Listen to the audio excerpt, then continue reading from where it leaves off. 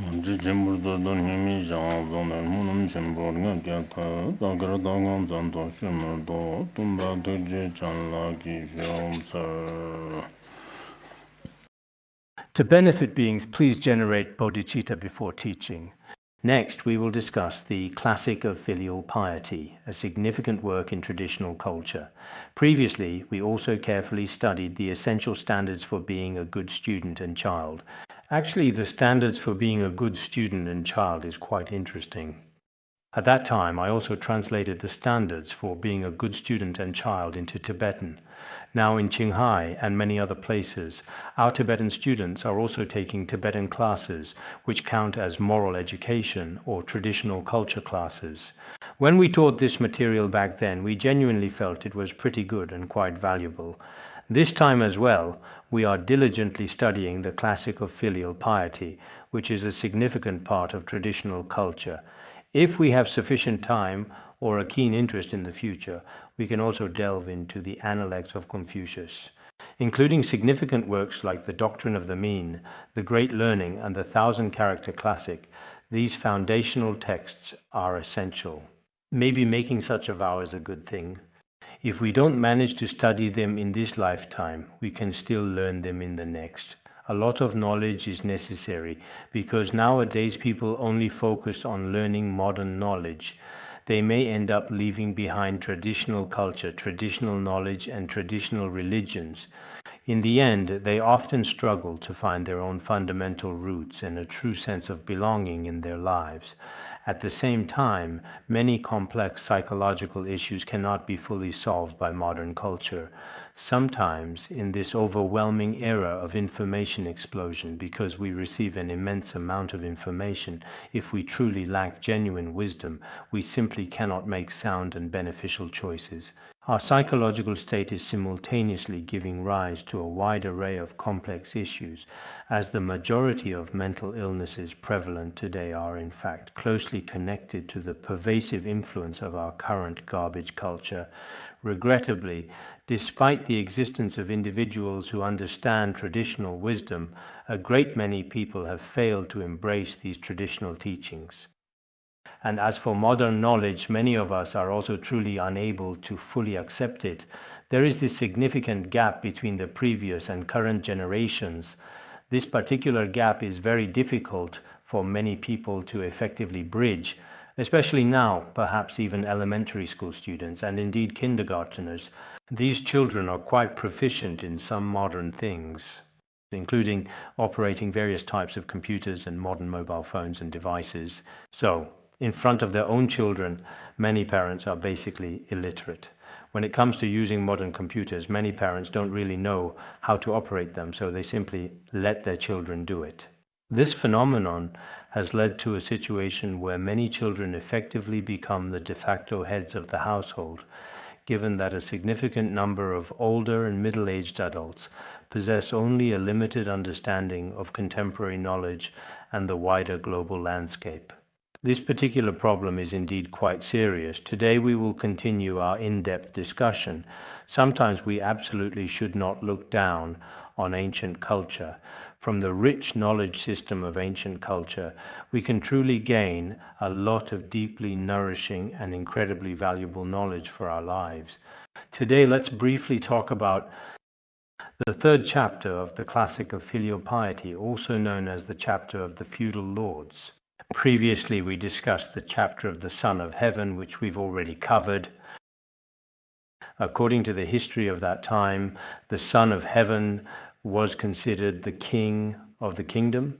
Below the Son of Heaven's kingdom, it's like what we now call the central government. Just like the provinces under the central government today, there were many smaller domains. These smaller domains were entirely self-owned entities like this. You could say that this management method was a bit different from what we have now. There were some small states, and of course these were the feudal states. In fact, they also had to follow certain orders from above. Sometimes these subordinate states would regularly or irregularly offer various forms of tributes. They also needed to receive essential protection and security from above, and so on. They were also under their comprehensive rule and authority. The rulers of such states were historically designated designated and commonly referred to as feudal lords. The profound and deeply ingrained concept of filial piety that we talk about, in fact. As for precisely what filial piety truly meant for the great emperor, we have already thoroughly discussed that in the previous lesson. This time we are specifically talking about the filial piety of the various feudal lords. It's actually similar to how we have different provinces and cities or different states nowadays, just like how the administrative systems of different countries around the world aren't exactly the same. However, these widely distributed groups, or you may choose to refer to them as tribes, such groups were indeed formerly called feudal states at that particular historical time. Actually, from a modern historical perspective, these ancient feudal states were, for example, many entrepreneurs or many schools, many Buddhist institutes or various small groups. These can all be considered as feudal states in a sense. Each one has its very own distinct branch groups, and each individual group has its own designated leader. So when we previously talked about the treatise on the modes of a ruler, in fact, the treatise on the modes of a ruler is a teaching from the king, the local king. But when the king speaks in broader terms, in a truly unified world, the great king can also effectively speak for the entire nation. On a somewhat smaller scale, each individual tribe or region has its very own king. This was especially true in ancient times. India, for example, had a great many distinct countries back then, a truly huge number. It was precisely the same in the Han regions. There were many, many different independent countries, each with its own sovereign ruler. Even within a single country, there were quite a variety of different groups present. The highest leader of each distinct group could in fact be accurately called a king. For example, the principal of a school is actually no different in their authoritative role from a king. The highest leader of a company as well, or the head of a group, including those in Buddhist communities today. The abbot of a monastery can also be considered the king of that monastery. The primary individual in charge of a Buddhist center can certainly also be accurately regarded as the king or paramount leader of that particular group. Consequently, the title of king can be appropriately applied in all these diverse cases. Therefore, we cannot regard this as back then feudal lords had their own forms of filial piety toward their rulers, but now this concept no longer exists. This content for us seems to have nothing to do with us. But perhaps we shouldn't think this way. If that were the case, look at how, during the time of Shakyamuni Buddha, he gave teachings to many people, including King Shuddhodana, and to various individuals such as Nagarjuna Bodhisattva, Shantideva Bodhisattva, and Chandrakirti Bodhisattva. The entire national system of that particular era and the prevailing social conditions at that specific time were completely and profoundly different from those that exist today. Yet, the timeless teachings from that period are still entirely and remarkably applicable even in the present day. Therefore, truly valuable and insightful teachings can be effectively used at any given time. A revered master of ours may have passed away many hundreds of years ago, but his profound teachings are still incredibly applicable even now. Indeed, even today, the insightful teachings of many truly great masters in our modern world, it's very likely that they will still be applicable decades, centuries, or even thousands of years from now. We should carefully look at the content itself to truly see what it actually is. So when we thoroughly study today, it still has something to do with people's ability to truly accept it. Otherwise, sometimes when reading certain books, some people seem to find that no matter what they are reading, it has nothing to do with their own mental continuum, while others, no matter what book they read, it truly seems to be very helpful to their own personal mental continuum. This particular aspect may be closely related to one's own consistent practice. In yesterday's class, we mentioned that listen carefully, reflect well, I will teach you, right? If we truly listen attentively, paying close attention to every word, and reflect deeply upon what we have heard, and subsequently remember well, then the invaluable teachings spoken by the Buddha will become truly accessible and profoundly beneficial for us as later students. Actually, the Vimalakirti Sutra at that particular time was addressed to Bodhisattva Baoji and others, mainly for the 500 sons of elders and their retinues. But today, we can also fully and completely apply it. In the very same way, this is also knowledge from over 2,000 years ago. Now we can see whether it is still applicable to us. Actually, I indeed think it is quite very useful. Next, today we will talk about the filial piety of feudal lords. Being in a position of authority, he is not boastful. Though he occupies a high place, it does not lead to his downfall. This wisdom is applicable to a person that, if his status is over a great number of people, then it's truly best not to be arrogant.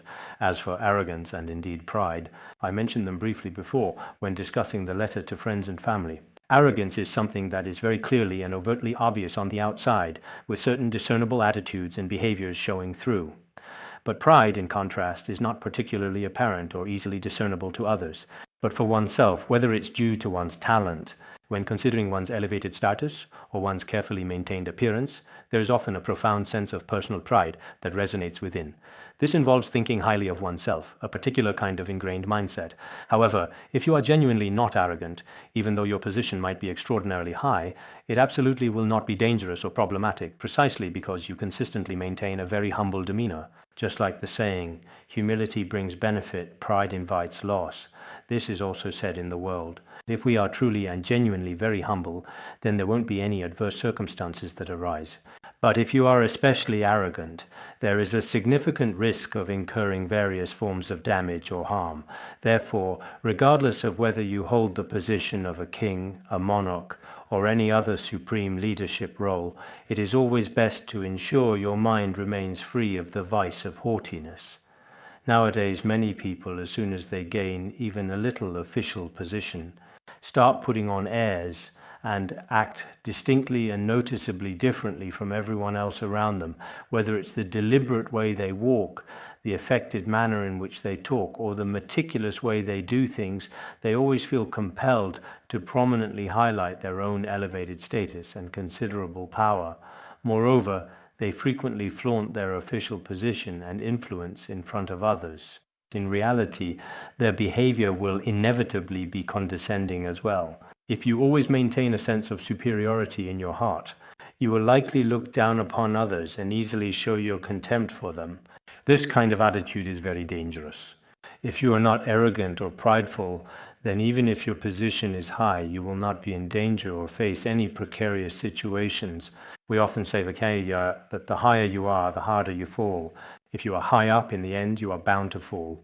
But if you are arrogant and especially prideful in your heart, putting on airs, and you think you're really something with that kind of attitude, then it is entirely possible that you will fall in a very short period of time.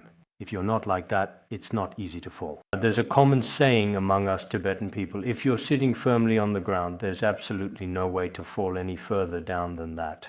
You're already very low right on the ground, so if you wanted to fall further, there's just no way. If you're riding an elephant, a fine horse, or something else, and sitting in a very high and prominent position, it's very likely you'll eventually experience a significant fall.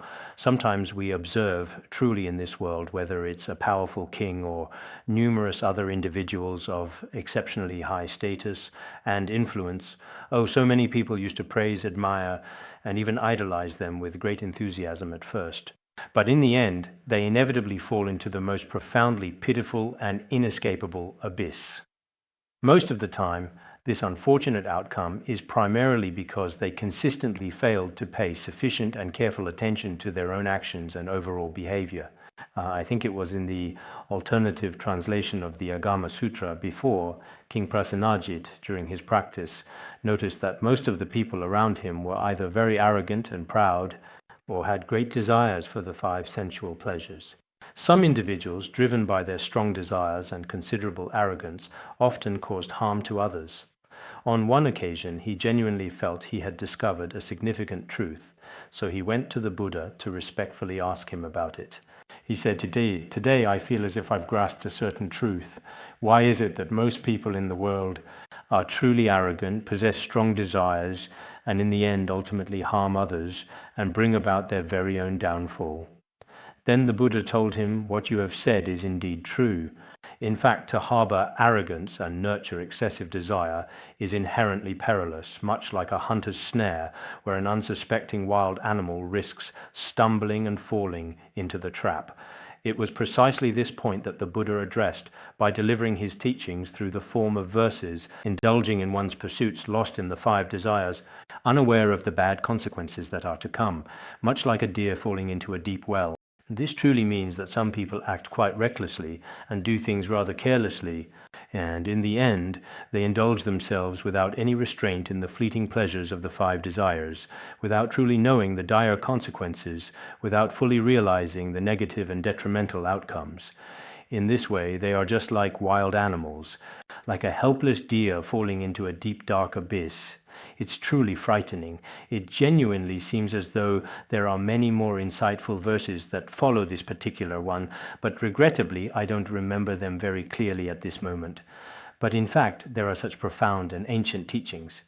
So, if we are to truly and completely immerse ourselves within the complexities of this vast world and cannot guard ourselves with right awareness and mindfulness, it is actually very dangerous. We can put it that way.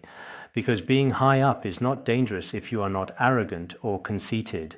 With such a mindset, in fact, there is actually no any danger at all. If everyone truly maintains an attitude of service and great humility, with such a very humble and harmonious mindset, your official position will also last longer. This will be discussed below. This is the first level of meaning. The second level of meaning: always exercise restraint and caution and be full, yet truly not overflowing. This means, in summary, next let's talk for a moment about restraint. Restraint really means being frugal, not being extravagant or wasteful with food or wealth, being exceptionally cautious in all matters, meticulously acting with an extraordinary degree of great care and profound prudence, just as we often say, guarding the sacred precepts as we would our very own eyes. Whatever you undertake to do, you must do it with proper measure and with particular caution. All of his systems and rules are carried out with great seriousness. There are two layers of meaning here. One is being content and having few desires, not liking extravagance or wastefulness when it comes to food or wealth. The other is being very especially attentive and truly careful in your own conduct at all times, always indeed. No matter how much good fortune or immense wealth you possess, or what your esteemed status in society may be, everyone, in their own individual position, diligently upholds all the sacred precepts with unwavering commitment. This profound principle is precisely what it means to be truly full, but never overflowing, maintaining perfect balance and moderation. Even though your blessings and all aspects of your life are incredibly successful and flourishing, they will not overflow, nor will your good fortune be diminished because of it. So, in our daily worldly lives, this principle is indeed very important. Many great masters and revered figures in the past also placed great emphasis on the crucial practice of cherishing and preserving blessings, whether it's in the simple acts of eating or dressing. The wealth that we utilize in our daily lives, what you should properly use, you can indeed use appropriately, because there are some things that you can absolutely and completely use. Otherwise, if you are always too reluctant to use things, even for yourself, you never know. You might not have the precious chance to fully enjoy them in the near future, but excessive wastefulness in this aspect might be a bit better nowadays. Many people, especially Buddhists, are sometimes too stingy. They are unwilling to eat or wear anything, becoming extremely attached. This could also lead to falling into another extreme. But overall, as human beings, on one hand, we truly need to have a strong sense of self-control in our actions and our fundamental mindset. On the other hand, we absolutely shouldn't have an excessively extravagant or wasteful attitude either. In this carefully balanced way, even if you are blessed with great fortune and abundant resources, it won't be easily or quickly depleted. These 2 points, one is, in terms of status, to be high but not arrogant, that's one. The other is, in terms of wealth, even if you are very well off, to be full but not overflowing, so you can always maintain your wealth. The reasons for these two will be explained separately below. High but not precarious, thus one can long maintain nobility. Full but not overflowing, thus one can long maintain wealth. These two important points are explained below. Why is that the case? Because if an individual attains an elevated status without simultaneously incurring significant peril, they can sustain their dignity and honorable position over a long duration.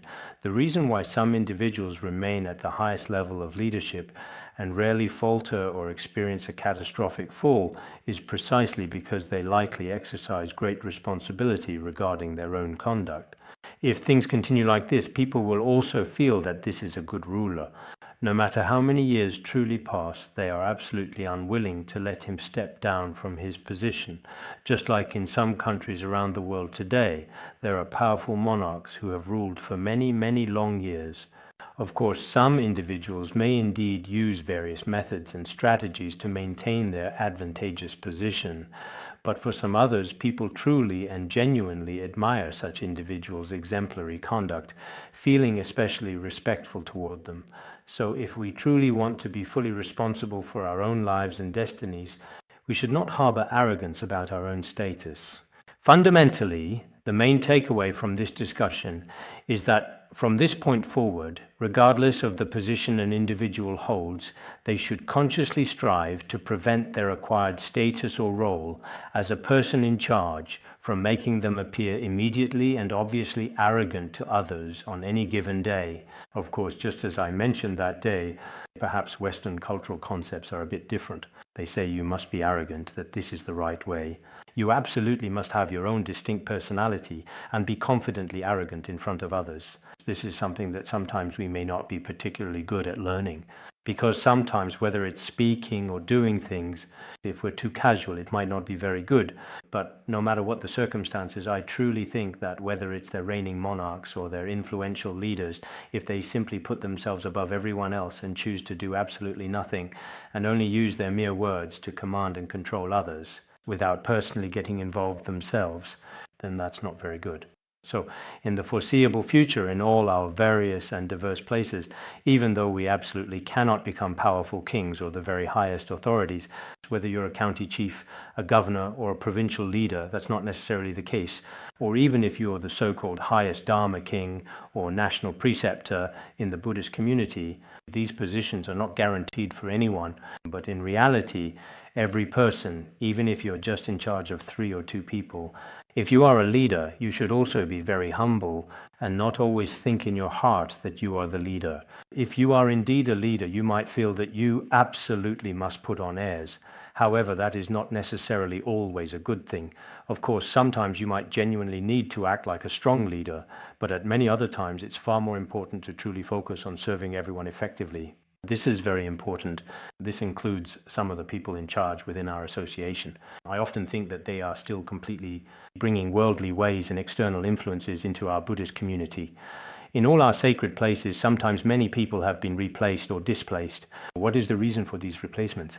It's because they didn't follow certain Buddhist ways in their actions at all. They really just wanted to show off themselves. When they do many things, in the end, it's still out of selfishness. In some places, this kind of thing really doesn't happen. They have always wholeheartedly wanted to serve everyone. Because we are all human, everyone should be clear about this. For their own sake, they truly do a wide array of different sorts of things, including favoring those who are good to them or have a closer relationship with them. They then start giving out different statuses and indeed various rewards to all of those particular people. And for those who don't have a good relationship with them, they suppress and destroy them all.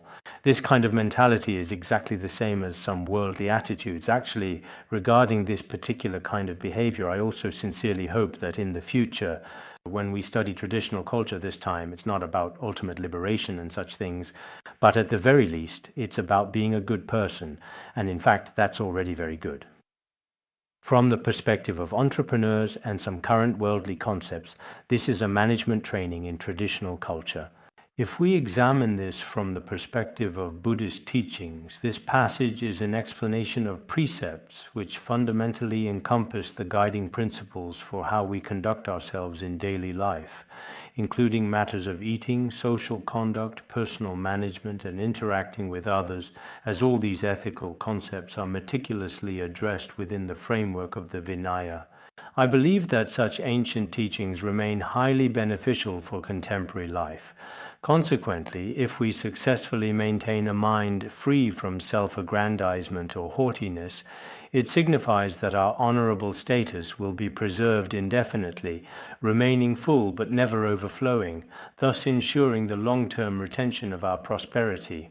If a person genuinely does not like to waste valuable resources or possessions themselves, and also does not like to be excessively indulgent or completely out of control in any significant aspect of their life, you see nowadays some young people, as soon as they have a little money, they truly waste it in all sorts of unnecessary ways in front of others, and their behavior is also excessively indulgent and quite unrestrained. If this continues unchecked, in the end, they will most certainly experience the significant consequences in their future lives. In this life, there are some people who are especially indulgent, especially some young people. As for young people, because of their age, sometimes whether it's their personal clothing choices or what they choose to eat, including some influential leaders who used to be quite powerful and held significant authority. I've personally met some of these individuals before, some of whom indeed held pretty good and respectable positions. When they sat down, they were especially arrogant, you could tell just by looking at them. There would be two people standing on either side.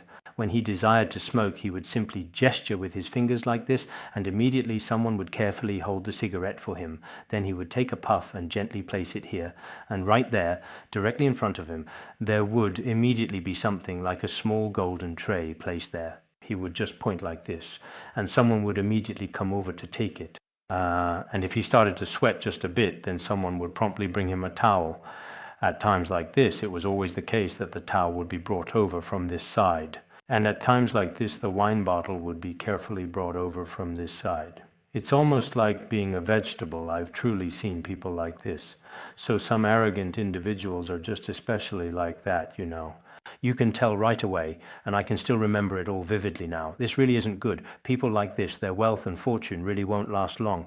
In the past, Li Shangyin, a poet from the Tang dynasty, said, looking back at the wise and noble of the past, their success came from diligence and frugality, while their downfall was due to extravagance. Success, for the most part, is attained through the continuous practice of frugality and prudence, whereas many historical downfalls have ultimately been precipitated by extravagance and luxury, leading to the demise of numerous rulers and resulting in widespread corruption among all individuals within their entire political regime.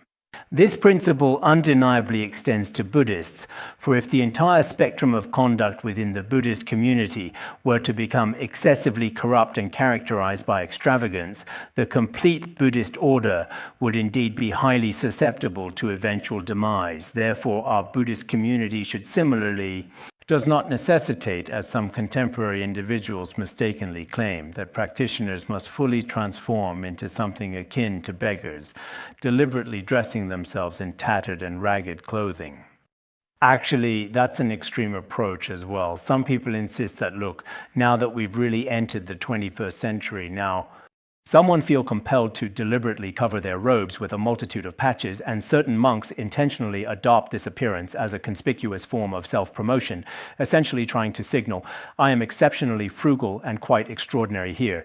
Perhaps some of them say, if you have 100 patches, it means you are about to attain realization. So they deliberately add many, many patches of all different colors. In the past, among the 4 great mountains of Han Buddhism, there was a monk who came here. When I saw him, sometimes I tend to observe people attentively, and I noticed his eyes darting quickly around and his overall behavior in various subtle ways, which was certainly not at all like what his clothing and appearance suggested. At first glance, his clothes really did look a certain way, but as for this, even among Buddhists nowadays, some are overly admired by many worldly people.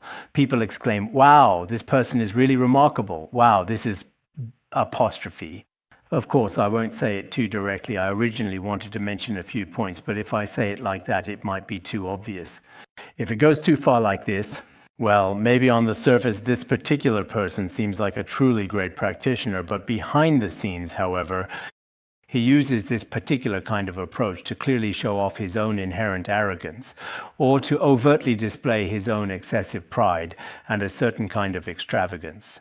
There's another type, Among Buddhists nowadays, including Tibetan Buddhism, many indeed are like this.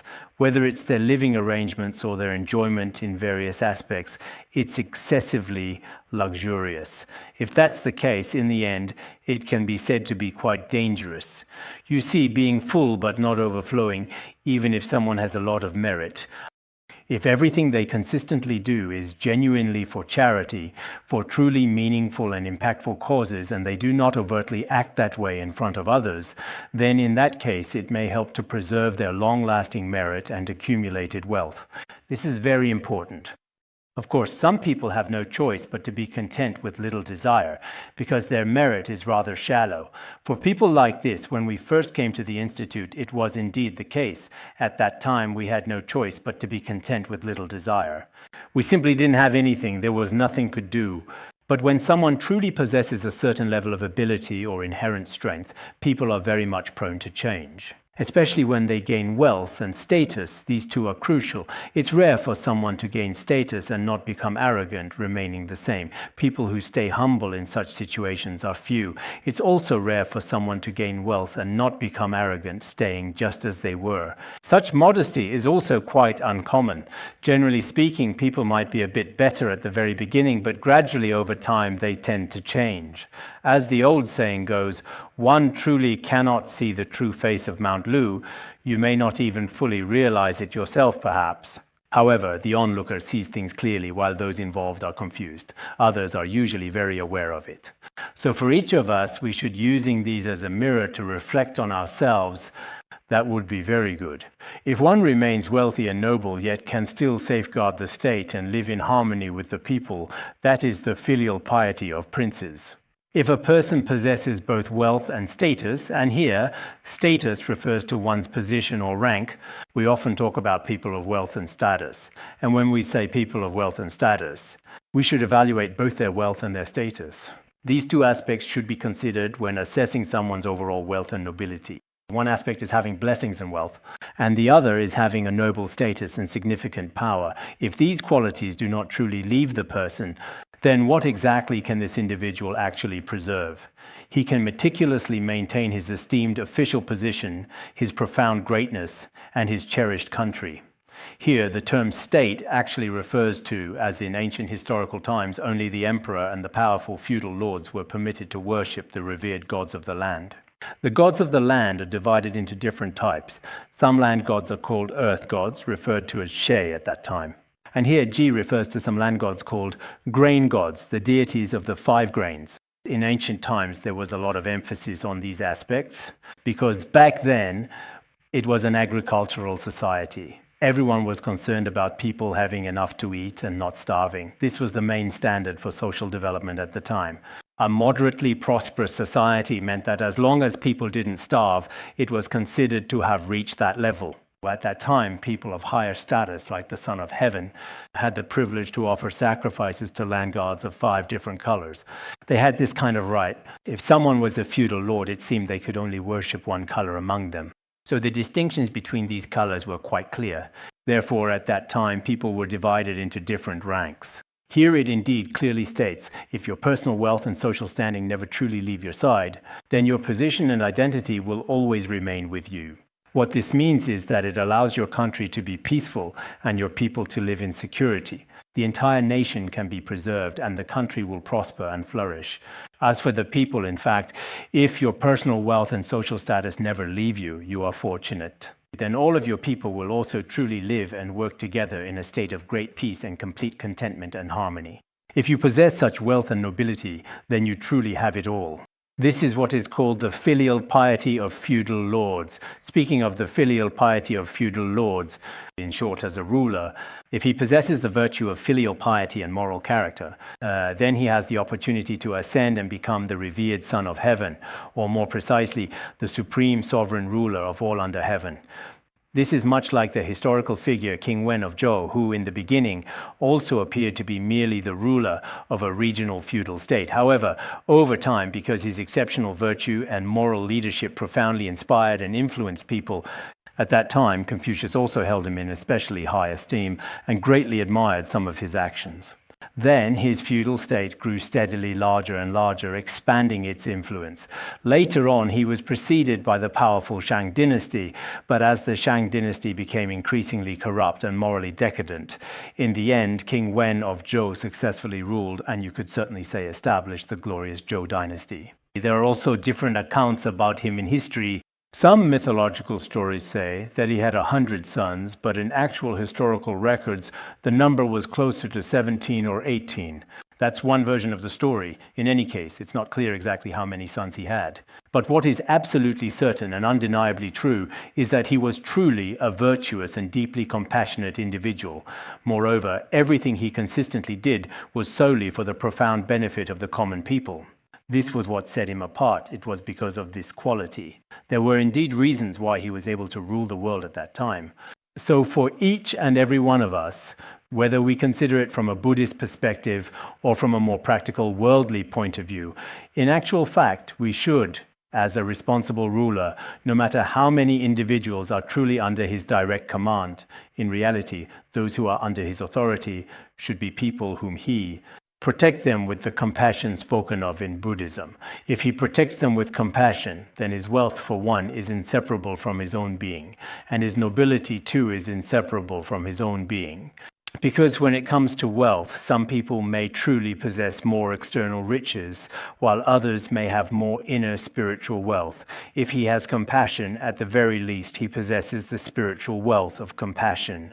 If both great wealth and noble status are truly inseparable from one's very being, then the people living under his wise and benevolent governance will also undoubtedly be very happy indeed. Otherwise, for some people, perhaps their own karma is quite heavy.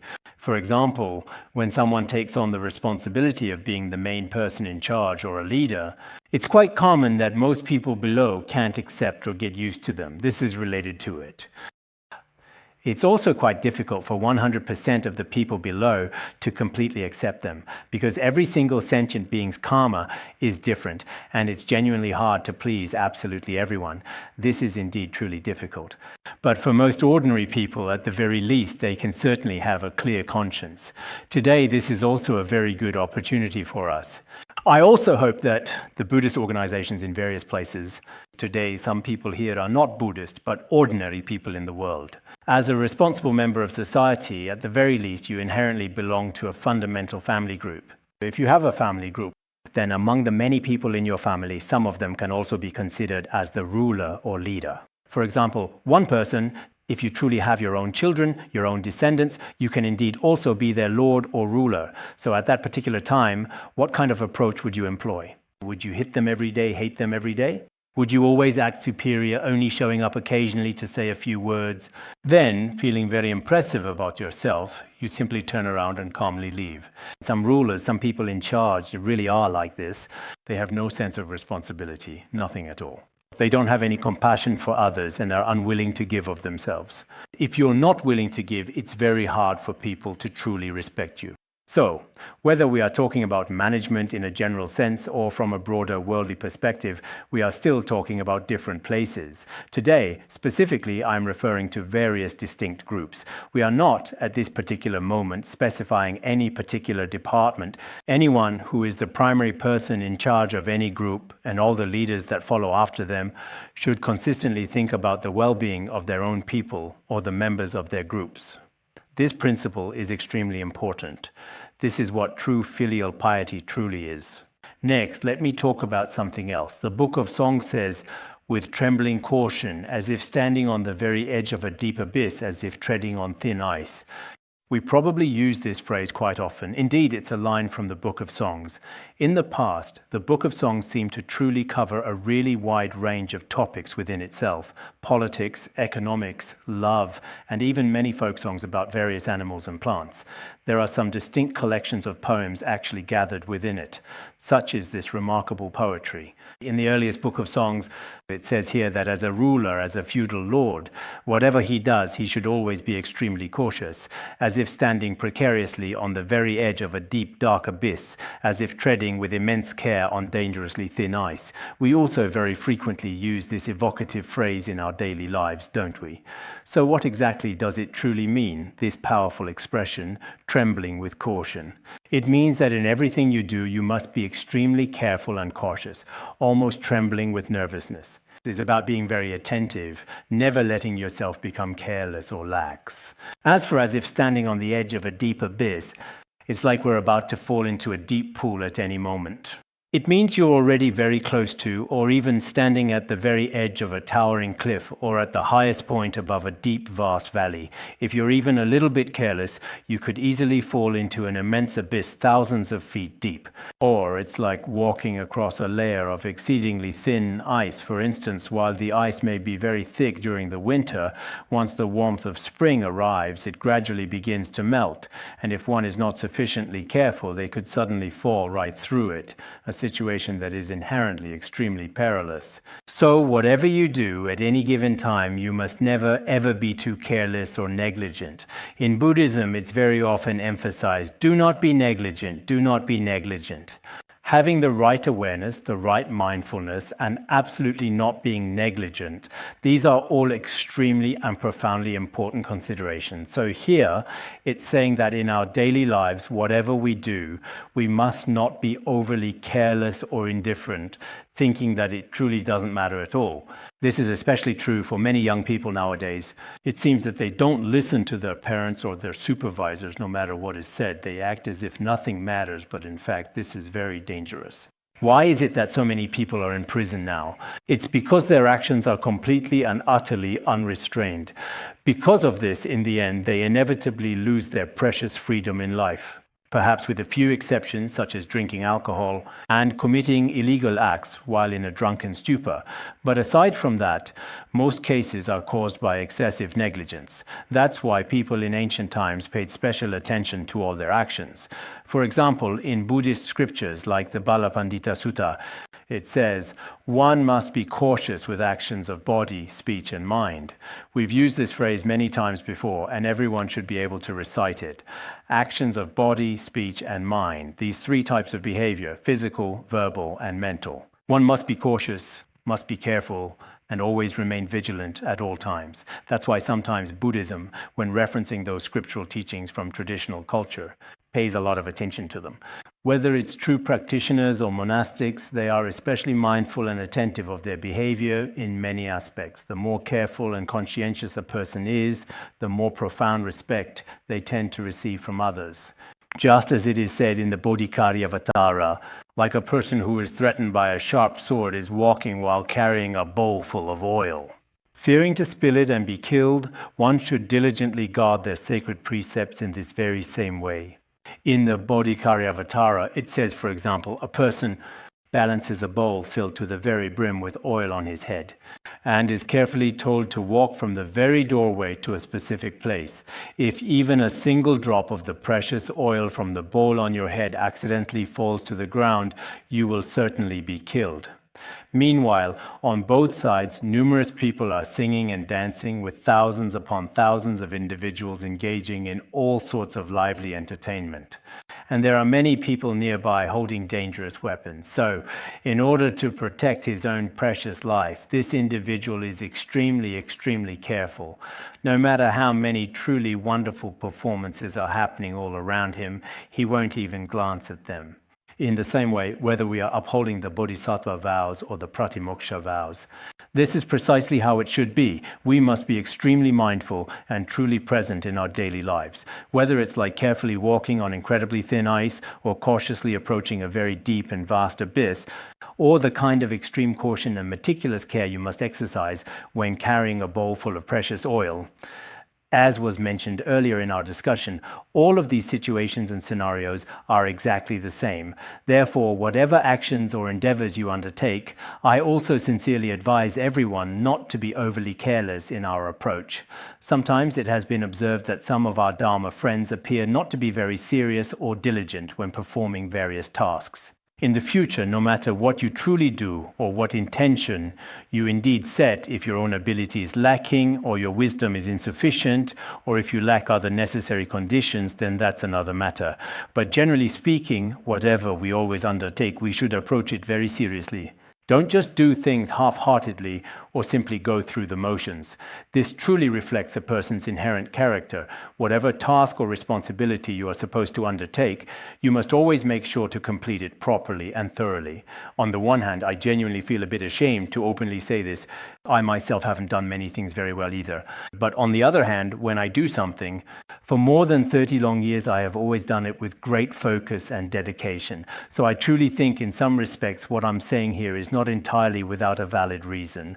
Nowadays, many of us lack sufficient patience. In some of our departments, the volunteers change every day. I don't know whether it's the volunteers who have psychological issues or if it's the attitude of the managers or those in charge that's problematic. Generally speaking, for example, a dedicated volunteer should at the very least stay for a full year or even a substantial 3 years. But sometimes in some specific departments I frequently visit, there's a completely new person today and yet another new one tomorrow. Sometimes I even count it up myself.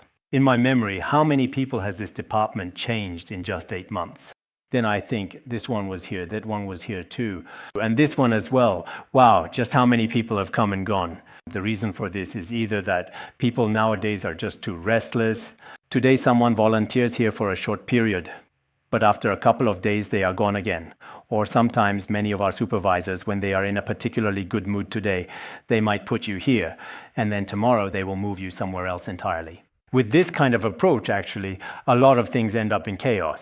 So sometimes when doing things, we have to be very cautious and careful. First, you should always use your own sound wisdom to make informed choices. It's not like someone is literally forcing you at gunpoint. It's not a matter of, will you do this particular thing or not? If not, then something truly will inevitably happen to you.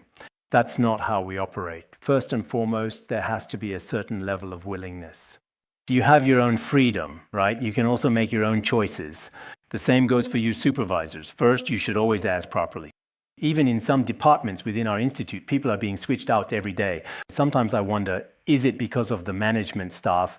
Or does it have something to do with the feng shui of the department or location? Honestly, when I look at the feng shui of some departments, maybe that's the reason. Every day I see a new face there. Generally speaking, after someone gets familiar with their job for a while, it won't switch every day. I tell the teachers in our school, try not to change people too often. Otherwise, it can be especially harmful to the students. For example, today one teacher is teaching you, and then in a couple of days, usually for a teacher to really connect with a student, it basically takes about half a year, or at least a whole semester. If that's not the case, then neither side can really manage. Just when you and the student are starting to get to know each other and understand each other better, those leaders transfer them somewhere else again, and then after a while, switch them again. Because nowadays, a lot of the time, whatever the leaders say goes, yes, yes, yes.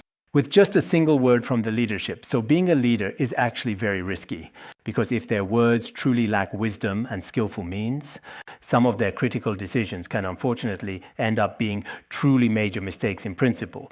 So in the future, as I have often told everyone, including some of the teachers in the school, you also need to set your intention. Whether it's for 2 or 3 years, however long, you must make a commitment. It's not that you have any other issues. Otherwise, today you might say, I do voluntary work here, but I can't get used to the food. Or I can't stand this person, so I'm leaving. There are a lot of people like this nowadays.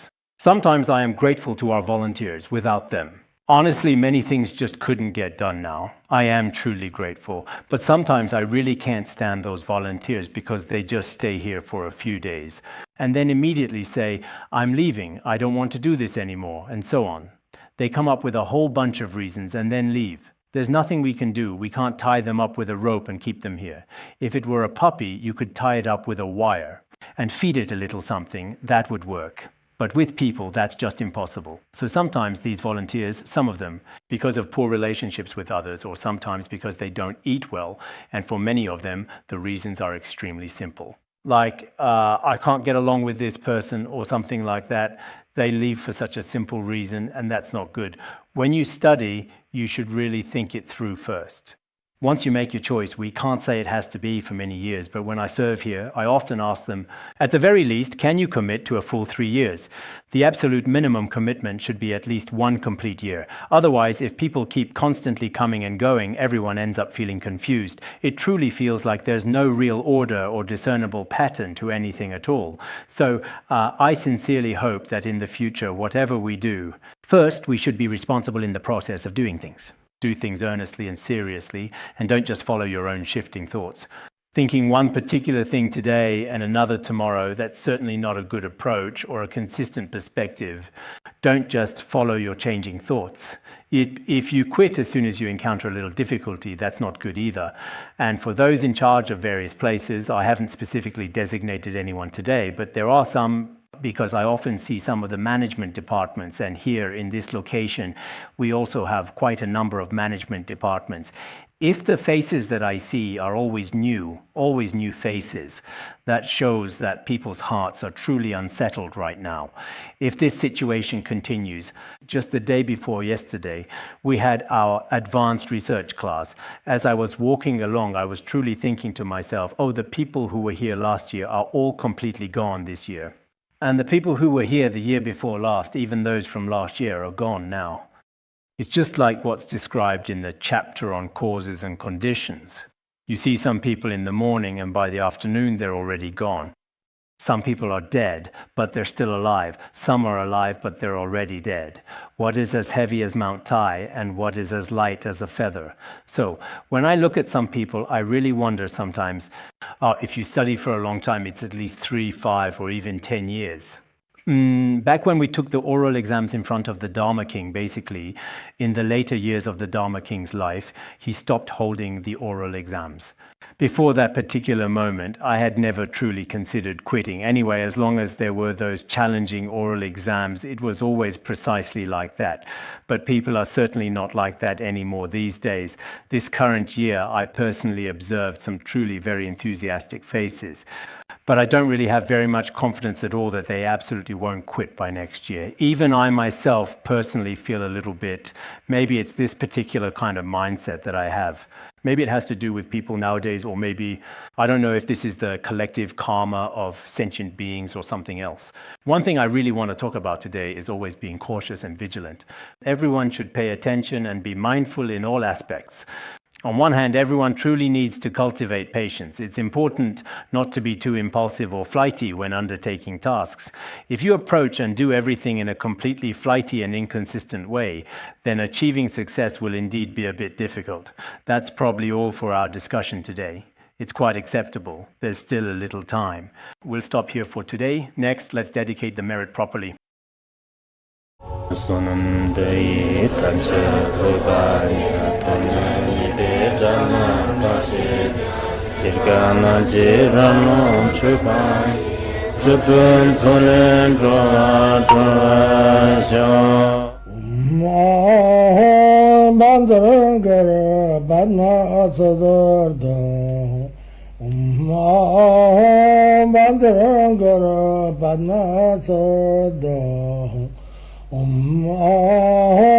Bandhangara Padma Sodargye